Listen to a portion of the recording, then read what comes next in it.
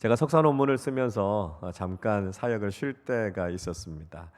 그때 여러 교회를 탐방해 볼 수 있는 기회가 있었습니다. 보통 목회자들은 사역을 시작하게 되면 다른 교회에 가볼 수 있는 그런 기회가 거의 없습니다.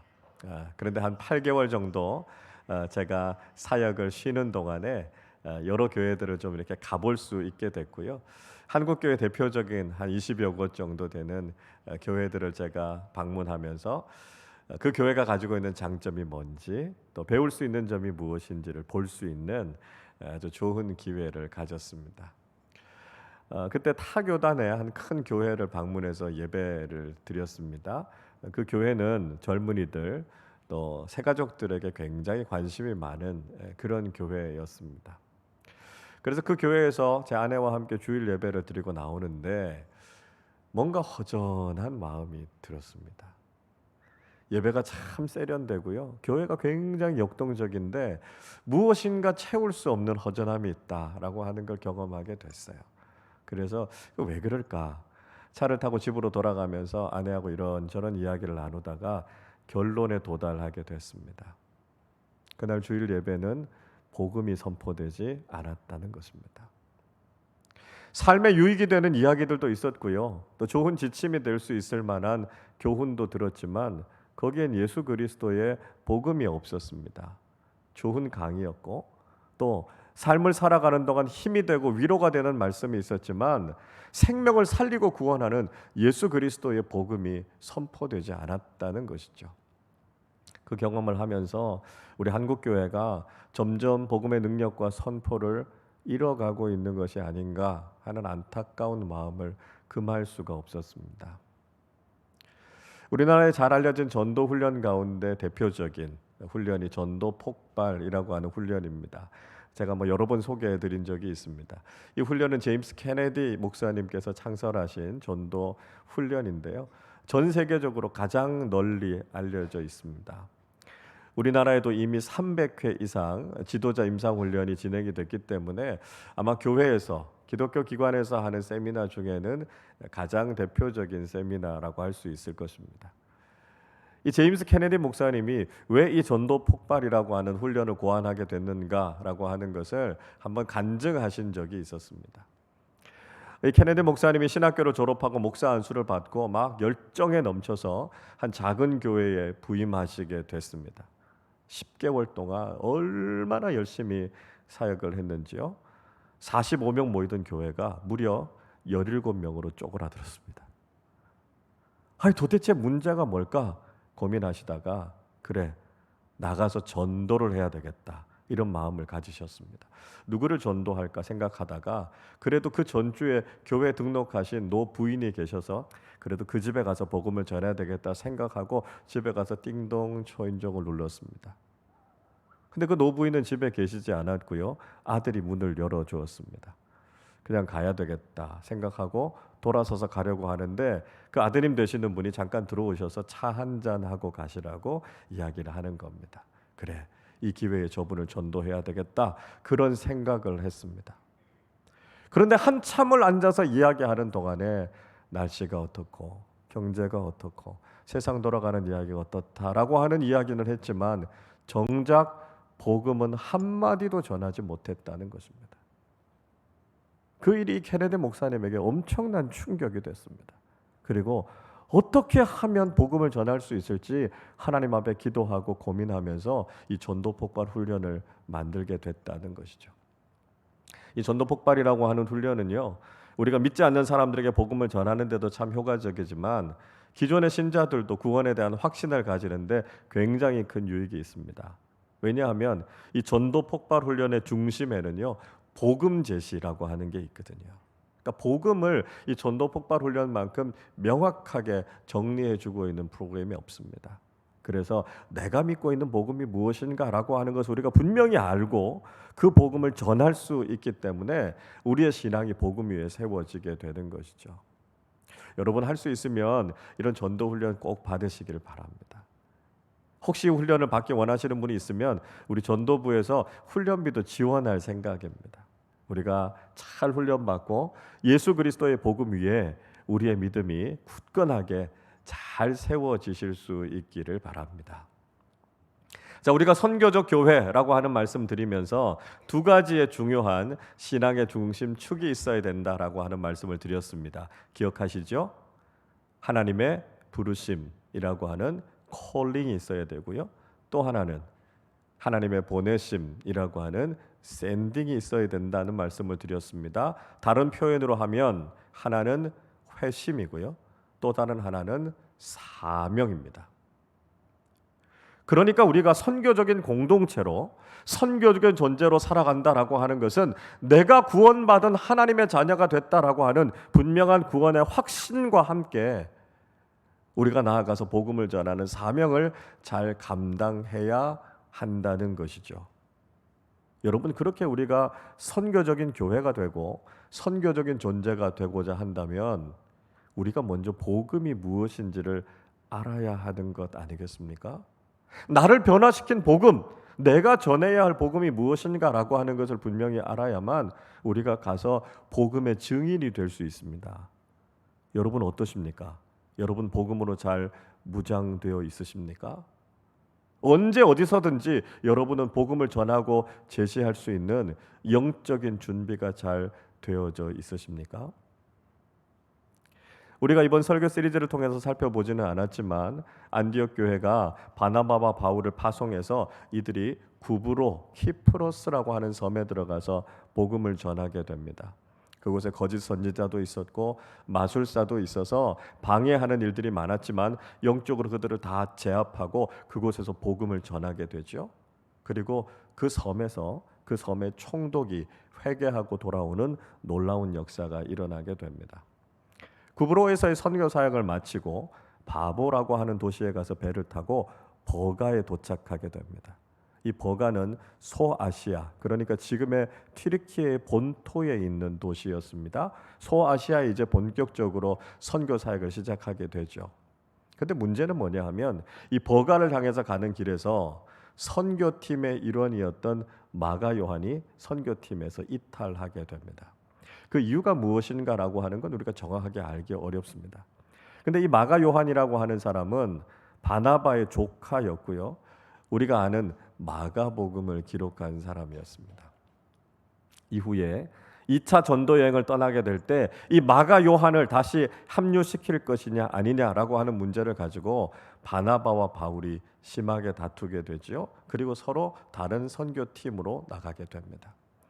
이후에 바울은 마가 요한을 받아들이게 됩니다. 그를 용납하고 아주 내 사역에 유익한 사람이다 그렇게 인정하기는 했습니다만 이런 다툼들이 있었던 거죠. 자, 오늘 우리가 하려고 하는 이야기는 이 이야기가 중심이 아니니까요. 이 정도만 언급하도록 하겠습니다. 자, 소아시아에 들어간 바나바와 바울이 비시디아 안디옥이라고 하는 도시에 들어가게 됩니다. 이 바나바와 바울을 파송했던 이 수리아 안디옥과는 다른 도시입니다. 이 비시디아 안디옥을 포함해서 여러 선교 지역에 들어가서 바나바와 바울이 복음을 전하는 데 있어서 굉장히 중요한 원칙이 하나 있었습니다. 그건 뭐냐 하면 이들이 회당에 들어가서 복음을 전했다라고 하는 것이죠. 회당, 시나고그라고 하는 것은 예루살렘이 무너지고 난 이후에 곳곳에 흩어졌던 디아스포라 유대인들이 이 회당에 모여서 하나님의 말씀인 성경을 공부하고 예배를 드리던 곳이었습니다. 그러니까 그곳에는 주로 유대인들이 모였겠죠. 바나바와 바울이 주로 선교 지역에서 유대인들을 중심으로 해서 복음을 전했습니다. 왜냐하면 이질적이고 낯선 이방인들에게 복음을 전하는 것보다는 같은 민족, 같은 언어, 같은 문화를 가지고 있는 동질 집단들, 동족들에게 복음을 전하는 것이 보다 더 효과적이다 이렇게 판단했기 때문이었습니다. 또 그에 못지않게 동족들을 구원하고자 하는 열망이 그들의 마음속에 많았던 것이죠. 그래서 그들은 회당을 중심으로 해서 유대인들에게 먼저 복음을 전했습니다. 도널드 맥가브란이라고 하는 선교학자가 있는데요. 이 선교학자는 우리가 복음을 전할 때 복음의 수용성을 높여야 된다 그런 이야기를 했습니다. 이 복음의 수용성을 높이기 위해서는 동족들, 동질 집단들에게 복음을 전하는 것이 아주 효과적이다라고 하는 이야기를 하고 있습니다. 그는 교회 성장 이해라고 하는 책을 통해서 이런 이야기를 합니다. 그들이 준비가 되어 있다고 할지라도 그들에게 올바른 방식으로 접근할 때만이 우리는 그들을 기독교인으로 만들 수 있습니다. 그들이 자신의 동족들에게서 복음을 듣는다면 그들은 기독교인이 될 것입니다. 그러나 그들이 이방인들에게서 복음을 듣는다면 그들은 전과 마찬가지로 복음에 대해 반항적일 것입니다. 그들이 복음 전도자를 우리 편에 속한 사람으로 인정한다면 그들은 복음을 듣고 그리스도인이 될 것입니다. 그러나 그리스도를 전하는 사람들이 자신들의 이익과는 무관한 전문가들처럼 보일 때 그들은 계속해서 복음에 대해 저항적일 것입니다. 이야기하고 있습니다. 그러니까 이 도널드 맥가브란이라고 하는 학자는 우리가 복음을 전할 때 이런 접촉점이 중요하다는 것이죠. 뭔가 공감대가 있어야 하고요. 이런 접촉점을 잘 이용해서 우리가 복음을 전할 때 효과적으로 복음을 전할 수 있고 복음에 대한 수용성을 높일 수 있다는 것입니다. 전혀 낯선 사람이 와서 우리에게 복음을 전한다면 복음을 잘 받아들이려고 하지 않을 것입니다. 그런데 우리의 가까운 가족들, 친척들, 친구들, 또 좋은 관계를 맺고 있는 사람들이 와서 복음을 전한다면 그 복음을 보다도 쉽게 받아들이게 된다는 것이죠. 그래서 이런 복음의 접촉점들을 잘 사용해서 우리가 좋은 관계들을 통해서 복음을 전하는 것이 중요하다 하는 것입니다. 우리가 지금 구정 명절을 보내고 있습니다. 가족들과 함께 만나서 함께 좋은 시간들을 보내고 있으신데요. 여러분, 이 구정 명절을 통해서 우리가 사랑하는 가족들에게 복음을 전하고 또 우리의 가정이 믿음 위에 세워지는 일을 위해서 마음을 모으는 귀한 시간들이 되실 수 있기를 바랍니다. 자, 동시에요. 우리가 가족들과 가까운 사람들에게 복음을 전한다라고 하는 것이 효과적일 수 있지만 동시에 그것은 아주 어려운 일이 될 수도 있다는 것이죠. 바울은 회당에서 유대인들을 중심으로 해서 복음을 전했습니다. 접촉점이 있었고요. 그들이 같은 동족들이기 때문에 보다 더 효과가 있을 것이라고 생각했습니다. 그러나 바울이 전도했던 모든 과정들을 한번 생각해 보십시오. 누구보다도 많이 반대했던 사람들은 사실 유대인 동족들이지 않았습니까?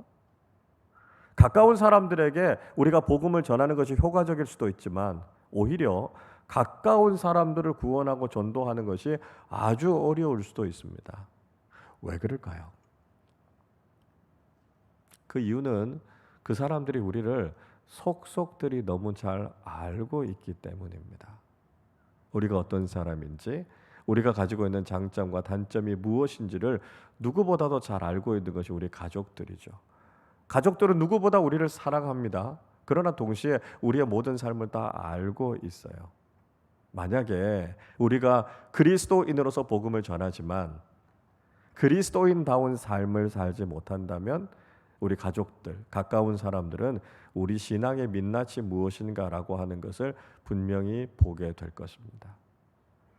그러니까 우리가 말을 잘하지만 우리가 복음에 합당한 삶을 살지 못하면 그것이 가까운 가족들의 마음을 변화시키지 못한다는 것이죠. 그래서 우리가 이런 문제를 해결하기 위해서는 우리의 삶으로 우리의 믿음을 증명할 수 있어야 된다는 것입니다. 그저 말로만 복음을 전하는 것 거기에서 그치지 않고요.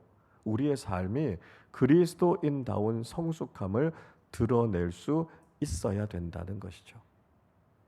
예수 그리스도의 사랑과 화평의 복음을 전하고 우리가 예수님처럼 겸손하고 온유한 신앙인들이 되어야 할 것입니다. 가족들을 더욱 깊이 사랑하고 가족으로서의 책임과 본분을 잘 감당할 수 있을 때 우리의 입술로 우리의 삶을 통해서 사랑하는 가족 친척들에게 복음을 전할 수 있는 것이죠. 그리고 우리 주변 사람들이 예수 믿고 구원받는 놀라운 일들이 일어나게 된다는 것입니다. 자, 우리가 이런 선교적인 공동체로 선교적인 존재로 살아가기를 간절히 원할 때 우리에게 필요한 것이 있다면 앞에서 말씀드린 것처럼 복음이 무엇인가라고 하는 것을 분명히 알아야 한다는 것입니다. 그래야만 우리가 복음을 확실히 전할 수 있겠죠. 비시디의 안디옥에 들어간 바나바와 바울은 기회만 있으면 복음을 전할 수 있는 그 틈을 엿보고 있었습니다. 회당에서 회당장이 율법의 말씀, 선지자의 말씀에 대해서 읽고 낭독한 이후에 자리에 앉아 있는 사람 중에 누가 할 말이 있는 사람이 있습니까? 이렇게 질문합니다. 그때 바울이 기다렸다는 듯이 나와서 예수 그리스도의 복음에 대해서 전하게 되죠. 여러분, 우리가 전해야 하는 복음의 내용은 과연 무엇이겠습니까? 먼저 예수님께서 구원자이시고 주님이시다라고 하는 것입니다. 23절의 말씀을 우리 같이 읽어보겠습니다. 하나님이 약속하신 대로 이 사람의 후손에서 이스라엘을 위하여 구주를 세우셨으니 곧 예수라. 바울은 하나님께서 약속하신 메시아를 보내주셨는데 그분이 바로 예수님이시다라고 하는 이야기를 하고 있습니다. 예수 그리스도만이 우리의 죄의 문제를 해결하실 수 있는 구원자이시고 우리의 삶의 주인이 되시는 주님이시라고 말씀합니다. 예수님 이외에는 우리의 구주가 없다라고 하는 것을 이야기하고 있습니다. 여러분, 그러면 왜 예수님만이 우리의 구원자가 되실 수 있을까요? 인간은 모두 다 죄인이기 때문에 결코 인간은 다른 사람의 죄의 문제를 해결할 수 없습니다. 그래서 죄가 없으신 하나님만이 우리의 죄의 문제를 해결해 주실 수 있는 것이죠. 그래서 하나님의 아들이신 예수님, 죄가 전혀 없으신 예수님만이 우리의 죄의 문제를 해결하실 수 있다는 것입니다. 그런데 또 하나의 문제가 생기죠. 죄의 대가로 사람은 죽어야 합니다. 그런데 하나님은 죽으실 수 없으니까요. 하나님이신 예수님은 그대로 우리의 구원자가 되실 수 없습니다.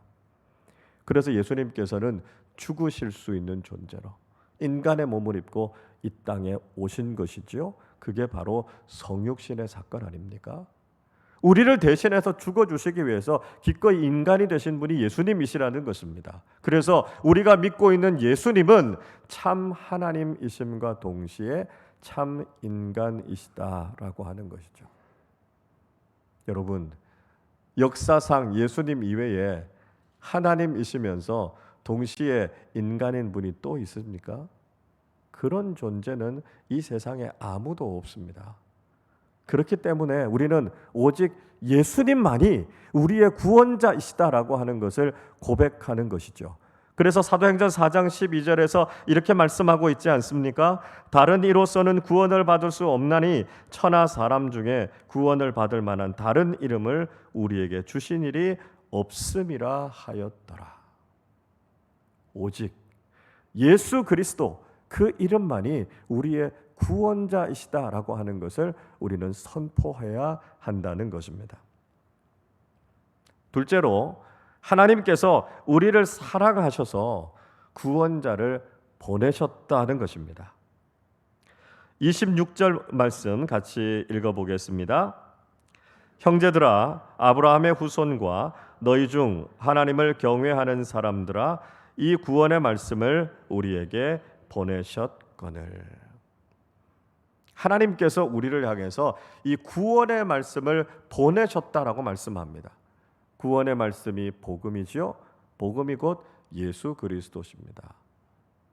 하나님께서 우리에게 예수 그리스도라고 하는 복음을 보내주셨다라고 하는 것입니다. 왜 하나님께서 우리에게 예수 그리스도를 보내주셨을까요? 그 이유는 하나님께서 우리를 너무나 사랑하시기 때문입니다. 우리가 잘 아는 요한복음 3장 16절 이렇게 말씀하지요. 하나님이 세상을 이처럼 사랑하사 독생자를 주셨으니 이는 그를 믿는 자마다 멸망하지 않고 영생을 얻게 하려 하심이라. 아멘. 하나님께서 세상을 이 정도로 사랑하셨다고 말씀합니다. 어느 정도로요? 당신의 아들 예수 그리스도를 우리를 위해서 보내주실 만큼이요. 하나님께서 그 아들을 우리를 위해 내어주신 것은 우리를 사랑하신다라고 하는 증거죠. 여러분, 십자가 위에 예수 그리스도를 보면서도 우리가 하나님의 사랑을 인정하지 않을 수 없습니다. 다른 사람을 위해서 자기 자식을 내줄 수 있는 사람 있습니까? 그런 사람 없습니다. 그러나 하나님께서는 우리를 너무나 사랑하셔서 우리를 구원하시기 위해 당신의 독생자를 우리를 위해 내어주신 것이죠. 그것이 바로 하나님께서 우리에게 보여주신 사랑입니다. 여러분, 복음은 사랑입니다. 세상 그 어디에서도 발견할 수 없는 하나님의 사랑입니다. 우리가 복음을 전할 때 복음의 내용만이 아니라 하나님의 사랑을 담아서 사랑하는 사람들에게, 이웃들에게 복음을 전한다면 우리의 가족들과 이웃들은 그 복음에 반응하게 될 것입니다.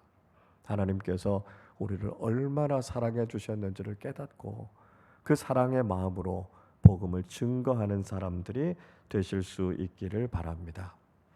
셋째로, 우리가 죄인임을 인정하는 것입니다.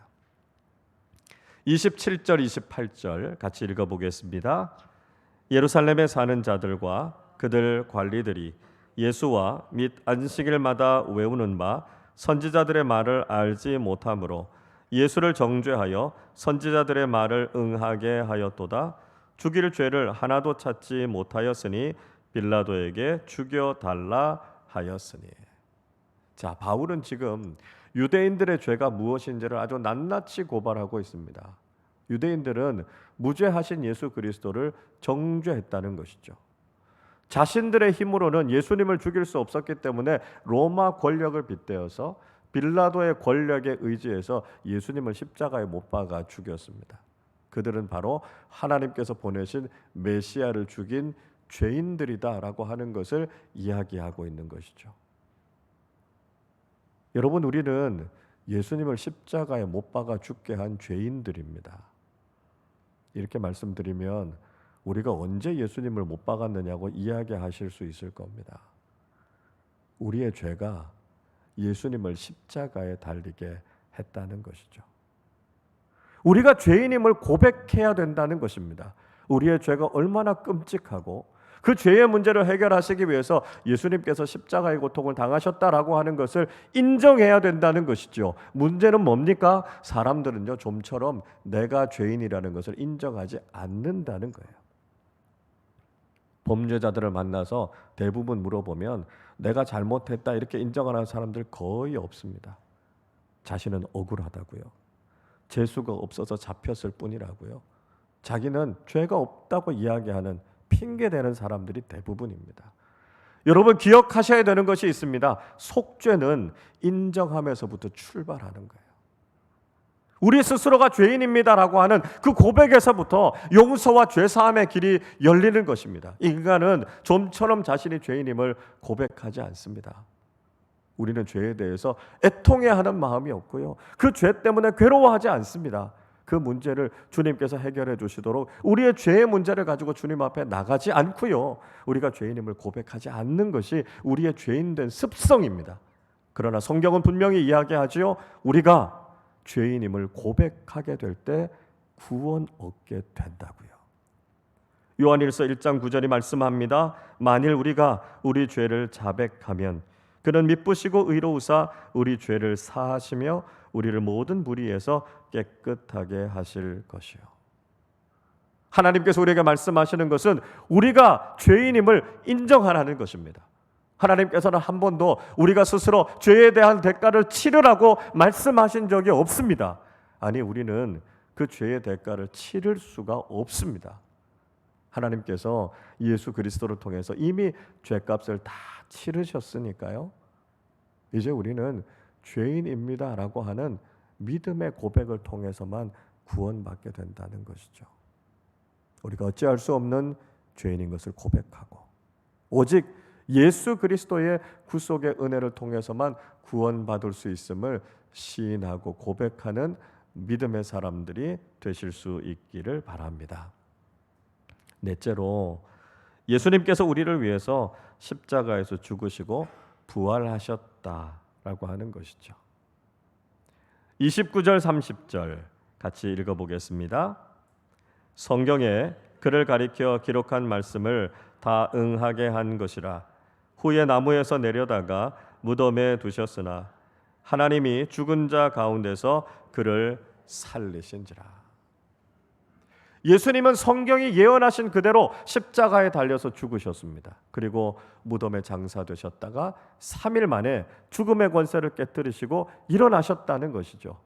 우리의 모든 죄의 문제를 사하시기 위해서 예수님께서 십자가에 달리셨고, 죽음과 절망의 문제를 해결하시기 위해서 우리 주님께서 죽음을 깨뜨리고 부활하셨다는 것입니다. 그래서 이제는 우리가 부활하신 주님과 함께 영원토록 하나님 나라에서 영생을 누리게 된다는 것이 복음의 핵심적인 내용입니다. 십자가와 부활의 복음이라는 것이죠. 근데 사람들은 이야기합니다. 이 십자가와 부활을 빼면 그래도 예수를 믿겠다고요. 예수님의 기적도 좋고 예수님의 교훈도 참 마음에 드는데 도무지 이 십자가와 부활은 받아들이기가 어렵다고 이야기합니다.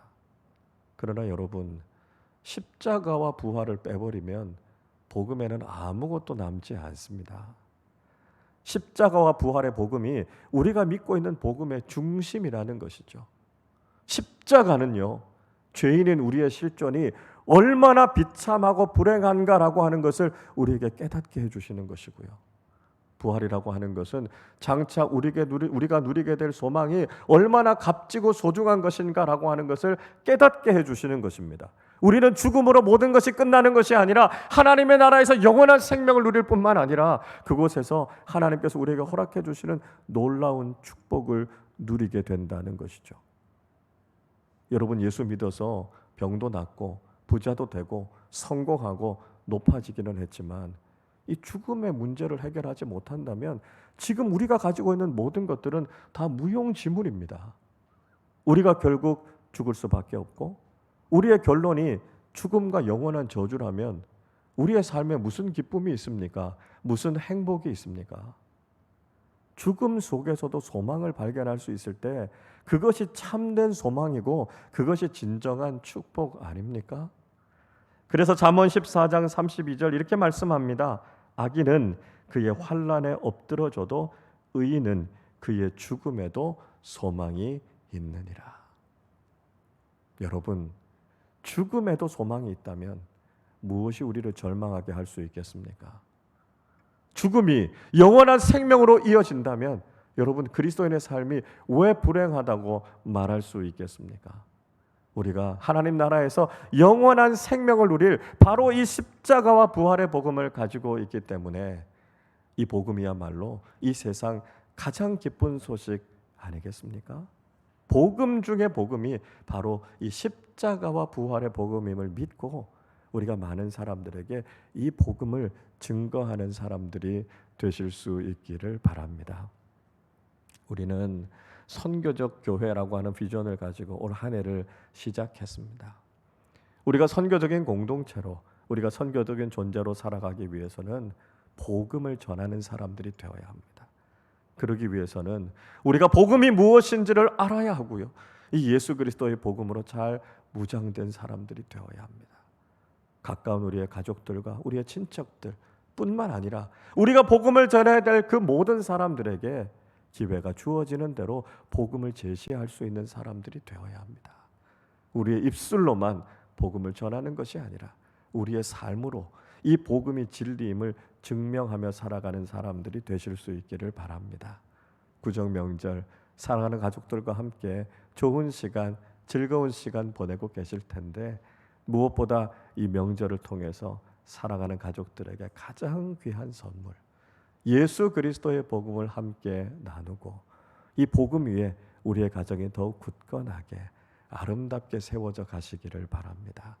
그를 통해 하나님께서 우리에게 맡겨주신 이 선교적인 사명을 잘 감당하고 복음의 증인으로서 주님 앞에 칭찬받는 우리 모두가 되시기를 주님의 이름으로 축원합니다. 기도하겠습니다.